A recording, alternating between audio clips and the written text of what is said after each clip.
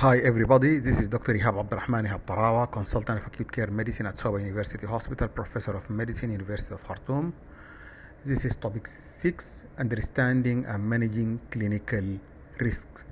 Learning objectives of this session: to define healthcare risk, apply risk management principles by identifying, assessing and reporting hazards and potential risk in workplace, describe risk management activities, implement self-assessment method to reduce your role in errors, discuss the learning opportunity from risk identification. Risk management is routine in most industries. It has traditionally been associated with limiting litigation and cost. To avoid problems related to risk, health organizations use variety of methods to manage risk. Success of risk management program depend on creating and maintaining safe system of care designed to reduce adverse event and improve human performance. Why clinical risk is relevant to patient safety? Clinical risk management specifically is concerned with improving the quality and safety of healthcare service by identifying the circumstances and opportunity that put patient at risk or harm, and acting to prevent or control these risks. The success of a risk management program depends on creating and maintaining safe system of care designed to reduce adverse events and improve human performance. Steps to manage clinical risk. First, we need to identify the risk, assess the frequency and severity of the risk, then how we can reduce or eliminate the risk, and we need to measure the cost of the risk and how much we save if we reduce the risk and how much we lose if we let the risks go on. There are many tools that can help us to identify risk.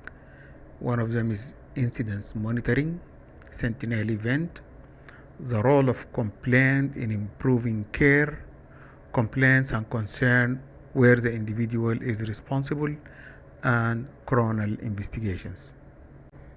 WHO defines an incident as an event or circumstance that would have or did lead to unintended or unnecessary harm to a person, or it lead to loss or damage. Incident reporting. Health care services with culture of reporting is safer than one where no reporting occur. Reporting incidents is like a whistleblower. It helps to tell about risk and about the hazards in the environment so that it can be eliminated or reduced. Staff member, when they trust the organization they know that the organization will use this information for improvement, they will come forward and report. It's very important to avoid shaming and blaming culture. If people feel that finger pointing is the culture of the organization, they will hide and they will not report incidents. Interestingly, people they report near miss more than incidents, especially in environment of blame and shaming. And nurses usually they report more than doctors. Sentinel events.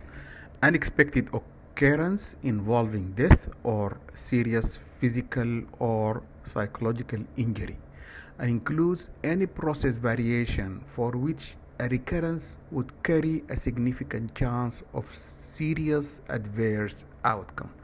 Sentinel event is an adverse event that should never be allowed to happen. Example of sentinel event: surgery on the wrong patient or on the wrong side of the body, incompatible blood transfusion, medication error leading to death, wrong tooth being removed, wrong drug being dispensed, newborn being assigned to wrong mom. Another source for risk identification are complaints. It is defined as an expression of dissatisfaction by patient, family member or carer with the provided health care. While complaints from patient or families may be uncomfortable to deal with, they are very good opportunities for improving professional practice and restoring trusting relationship between patient, family, and healthcare team.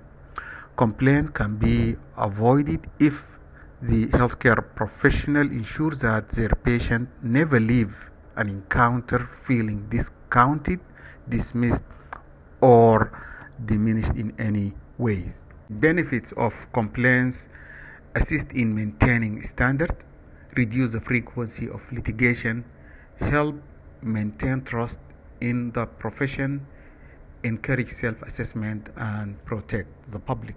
Coronial investigation is also a tool for uh, highlighting and identifying risk. Most countries have some system for establishing cause of death.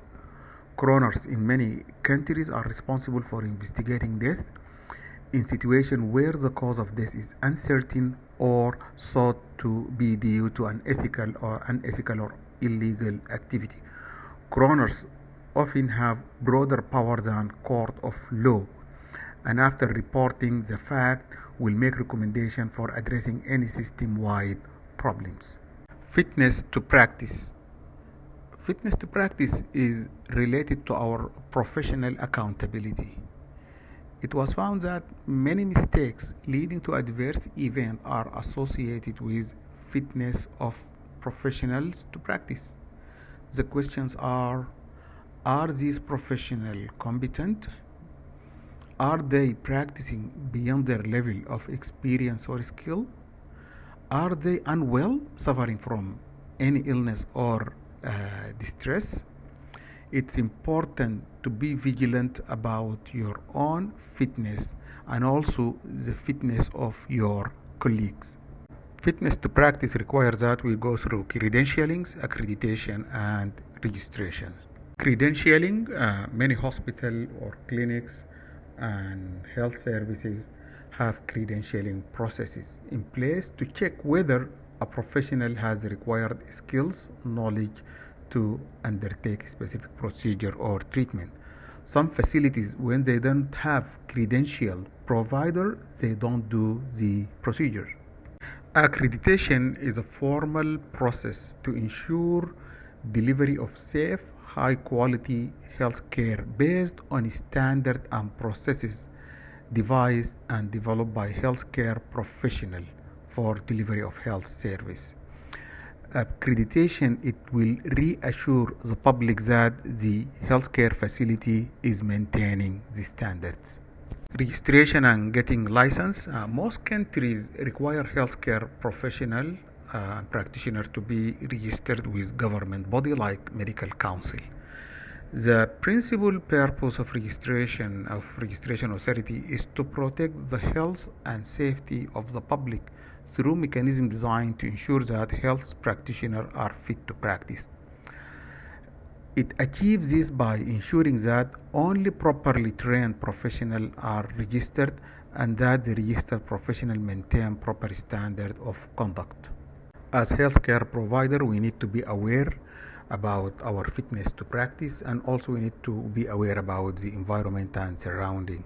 We need to recognize the role of fatigue and stress and mental stress and anxiety in reducing our fitness to practice. We need to recognize the environment and the organization culture and where we can get support and where we need to report if there is any hazard or risk there. And also for young provider, they should know their supervisor and how they can communicate with them. And it's very important for the whole organization to have communication strategies. Take home, healthcare risk can be addressed by risk identification, assessment, and measuring the severity, and then implement mitigation.